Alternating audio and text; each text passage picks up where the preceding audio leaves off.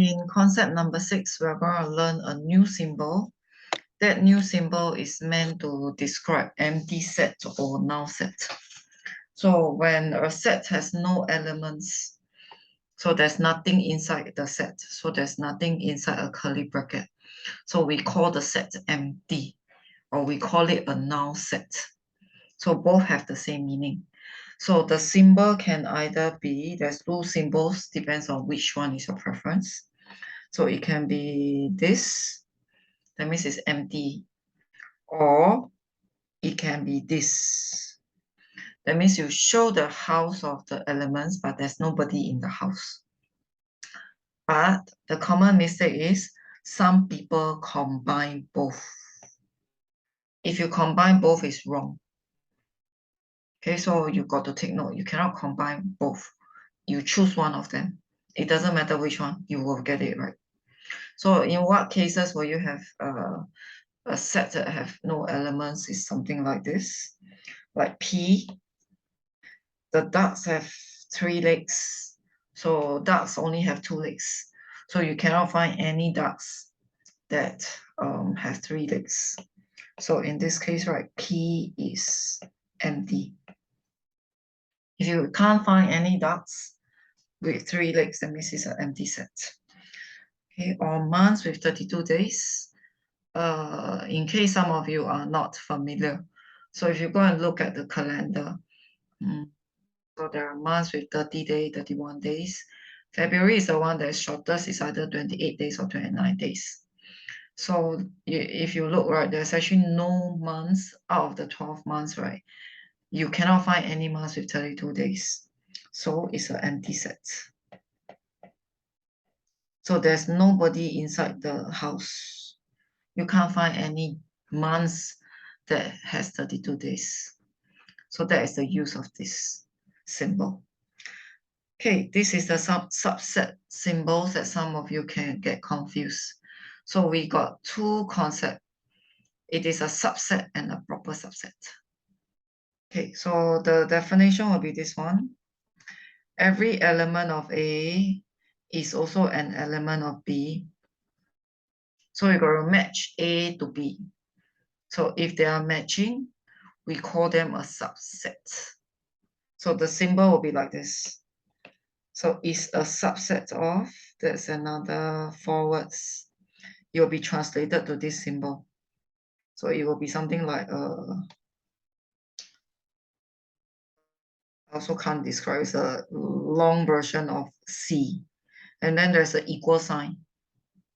So it's like A is a subset of B. Okay, so a subset comes with an equal sign because every element of A is also an element of B. But if let's say not every element of A is also element of B, so we will draw the same symbol and then there's a cross. Okay, so you got to go with the definition. So I'm going to go with the definition to work out example 13. So if you look at example 13, A has 1, 2, B is 1, 2, 3. So you look at the description. Every element of A you can match. You can match the elements of A to elements of B. So because they are matching, so we will say that A is a subset of B. But then if you try to match the other way around, so you try to match 1 and 1, 2 and 2, you realize that this one got nobody to match. So not every element of B is also an element of A. So in this case, right, B is not a subset of A. So you got to do some matching. Okay. Now, when will proper subset happen? So in the previous example, I mentioned proper subset is like a small set in a big set. So if you're going to do a proper subset, that means, right, one of the set must have more elements. So this one is important. So one of the set must have more elements. Then we call it a proper subset. So the symbol will be like this. So if the proper subset symbol look like the previous one, except that there's no equal sign. Okay, why there's no equal sign? Because one set is bigger than the other set, so there is no chance that they'll be equal. So that's the usual confusion between proper subset and subset. So for proper subset, right, there will be a bigger set and a smaller set. So if it's not a proper subset, then we use the same symbol and then we will cross it up. Okay, so we go according to the description. Okay, here the first part, we are comparing the element of A. We are trying to match the elements of A to B, and B has more element. So in actual fact, I should say that it is a proper subset. So in the previous example, it's actually a proper subset.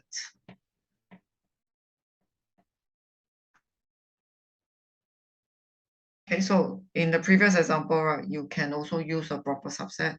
That means you can do it this way, or you can do it this way. Because one set is bigger than the other. Okay, so the next one, we're trying to match A and C. So if you try to match A and C, as you match, you realize that you can match, and then C has more elements. So it is a smaller set that is a proper subset of a bigger set. So please write please write carefully.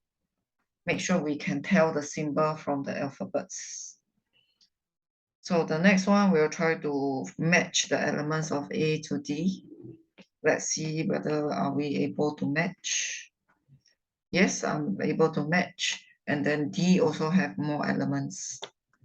So in such a case, A is a proper subset of D. And which is the one that have exactly same elements? So if you look, so B is equal to C. B is equal to C, you can say it in this way. Okay, but because every element of B is also every element of C, so some people can also choose to write it this way. So both are correct. Both fits the same description. Okay, then this one is the concept that is sometimes easily forgotten, and it seems like a rhyme because it actually describes this. The empty set is a subset of every set. So at this moment, if you read this definition, it's actually quite confusing. So I'm going to show you using two examples, and I'm going to draw it out to show you.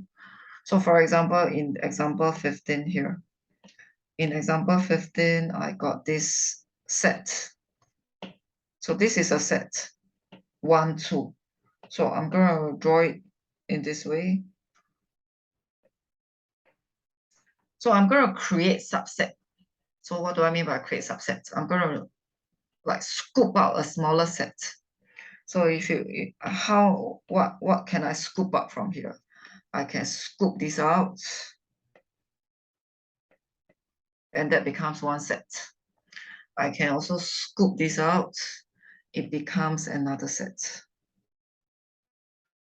Or I can scoop the two of them out, and that becomes another set. Or maybe I scoop nothing. So you are trying to scoop out elements. So you end up scooping nothing. So this is an empty set. And it is a smaller set from every set. So when you try to scoop out elements, right, sometimes you scoop and you don't get anything. Okay, so sometimes you'll be asked to list the elements, or sometimes you will be asked how many subsets are there. So in this question, right, so there are 4 subsets. There are 4 subsets in 1, 2.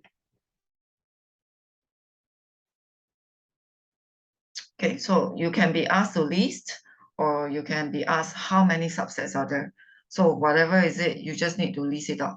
Because if you don't list it out, you also won't know how many subsets are there. Okay, so let's see one more example. So one more example is a set that has A, B, C.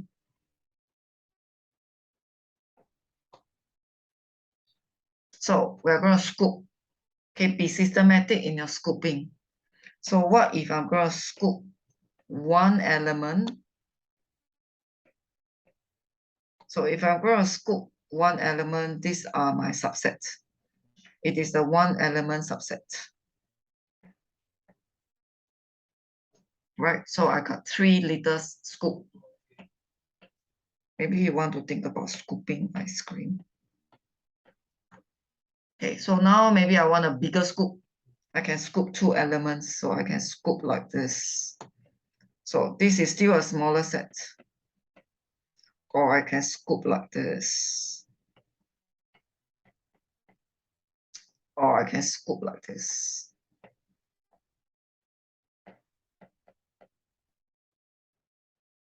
Okay, so this will be a subset that has 2 elements. Okay, another thing, of course, I scoop everything. I can scoop everything. Or I can scoop nothing. So this is the empty set. So it's possible that you scoop nothing, but it became one subset. So how many number of subsets are there in, you count 1, 2, 3, 4, 5, 6, 7, 8. So there are 8 subsets. So you still need to list, and then you tell how many subsets are there. So that will be the idea behind subset, proper subset. Okay, so if you're finding subset confusing, which most people do, you just remember proper subset is a small set in a big set. So you just imagine 2 baskets. Okay, one has to be small, then you can place it in the other basket. Or you can imagine, like, you wrap the small present and you put it into a box and you wrap it one more time. Sometimes you can like layer up the gifting. So a small box in a bigger box. So a small box in a bigger box is like a proper subset. Okay, so when we say subset, that means, right, there is an equal sign. Okay, and then it means that you must match. So we go according to the definition. So if you don't want to get confused, I suggest you just remember proper subset. And proper subset is a small set versus a big set.